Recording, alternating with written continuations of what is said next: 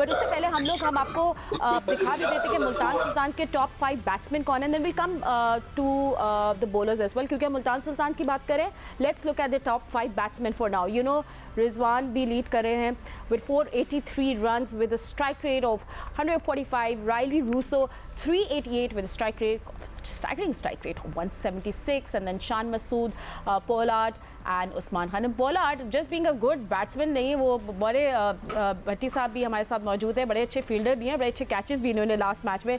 But you no भट्टी साहब, मुल्तान सुल्तान ने जो कम बैक किया ना, लाइक पहले वो जिस तरह इतनी क्लोज मैचेस हार गए, फिर उन्होंने 243 रन चेस कर लिए। उनके पास रिजवान है, उनके पास डेंजरस राइली रूसो है, तो बैटिंग उनकी ख़तरनाक किस्म की है। लाहौर कलंदर्स को आज की इन कंडीशंस में बिल्कुल अपने कहते हैं ना दिल कलेजे की बॉलिंग करनी पड़ेगी आज।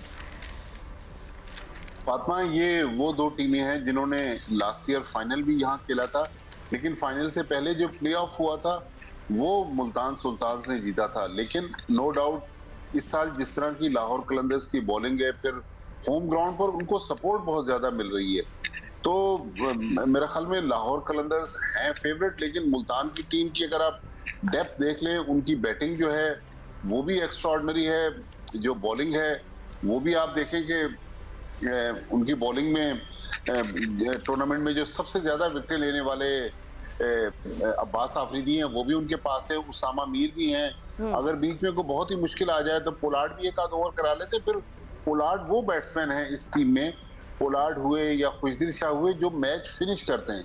तो मेरे ख्याल में एक इंटरेस्टिंग मैच होने जा रहा है। लेकिन प्लेयर्स पॉइंट ऑफ व्यू से तो आपने बहुत सारी बातें सिक्कू भाई ने बता दी, रजाक ने बता दी, लेकिन यहाँ पर चूंकि मैं स्टेडियम में बैठा हूँ, मैंने कहा 10-15 सेकंड में थोड़ा सा ग्राउंड का भी नक्शा खींच के बता दूं कि जो सुबह से स्पेकुलेशन चल रही थी, लेकिन मेरे ख्याल में अब ऑल क्लियर है, हर चीज यहाँ पर परफेक्ट है। हम भी ग्राउंड में दाखिल हो गए हैं, जो तैयारियां हैं वो भी मुकम्मल है। तो जो मैच के हवाले से सुबह से मुख्तलिफ खदशात थे, सोशल मीडिया पे बहुत कुछ आ रहा था, तो मैच तो एज पर शेड्यूल है, लेकिन मेरा ख्याल मुकाबला बहुत तगड़ा होने वाला है। असल मुकाबला जो है वो लाहौर कलंदर्स के बॉलर्स वर्सेस मुल्तान कलंदर्स के बैट्समैन, ये असल मुकाबला होगा। तो मेरा ख्याल में तगड़ा मैच होगा।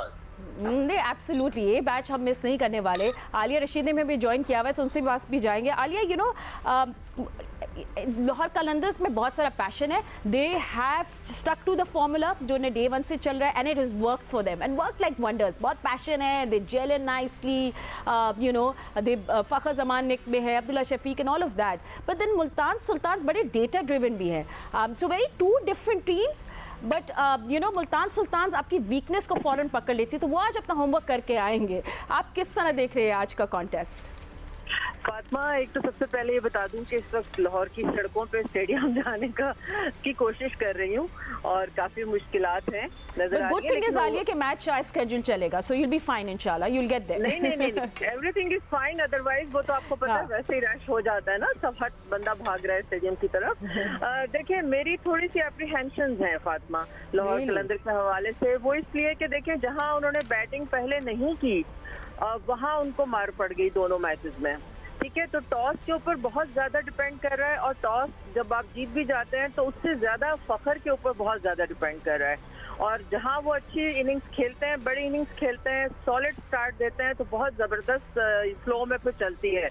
अब्दुल्ला शफीक 2-3 दफा तो मैं देख चुकी हूँ जिस तरह वो बगैर बाउंस को जज किए हुए फ्लिक करते हैं और आउट हुए हैं। हम उनसे ज्यादा बेहतर जो है वो एक्सपेक्ट करते हैं। तो इनकी बैटिंग थोड़ी सी वल्नरेबल हो जाती है अगर फखर ऊपर से हो जाए, ये बिल्कुल ऑनेस्ट ओपिनियन है।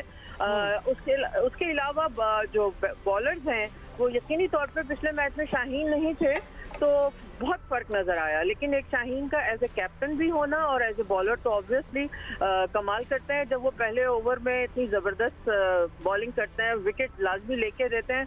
मगर थोड़ा सा बस सिर्फ ये समझना है, जो एक पॉइंट है जिसके ऊपर बार बार हम एम्फेसिस भी करते हैं कि आपने थोड़ा सा अपना माइंड भी यूज करना है। सिर्फ पेस कोई चीज नहीं होती, इसके साथ आपको लेंथ का, कंसिस्टेंसी का, एक्यूरेसी का ये बहुत ख्याल रखने की जरूरत है, क्योंकि मुल्तान के पास बहुत ही शानदार बैटिंग हो गई है, खासतौर पर टिम डेविड के आने के बाद। और रोसो आपको पता है कि वो सिंगल हैंडेडली लेके चल रहे हैं, तो रिजवान हो गए, रोसो हो गए, टिम डेविड हो गए, ये सब Right. बहुत ही जबरदस्त किस्म के प्लेयर्स हैं, तो एक शानदार मैच ठीक। जो है वो यकीनन हमारा इंतजार करता है। एब्सोल्युटली आलिया, बिल्कुल। अभी मोहम्मद रिजवान के 483 और हम जैसा देखते हैं Riley Rossouw 388 run, you know they on the charts. हम लोग साथ साथ लाहौर कलंदर्स की बॉलिंग भी दिखा सकते हैं। टॉप 5 बॉलर जो है रज़ाक, यू नो लाहौर कलंदर्स की बॉलिंग लाइनअप तो इतनी अच्छी है कि हम हमेशा से कह रहे हैं अनफेयर है बाकी टीम्स के लिए। You know they got the pace, they have Shaheen, they have Rauf, Zaman Khan भी है, और फिर स्पिनर राशिद खान जो बीच में आते हैं, बड़े ज़बरदस्त रहा है उनका टूर्नामेंट भी बीच में, may be not but 15 wickets on an average of 13।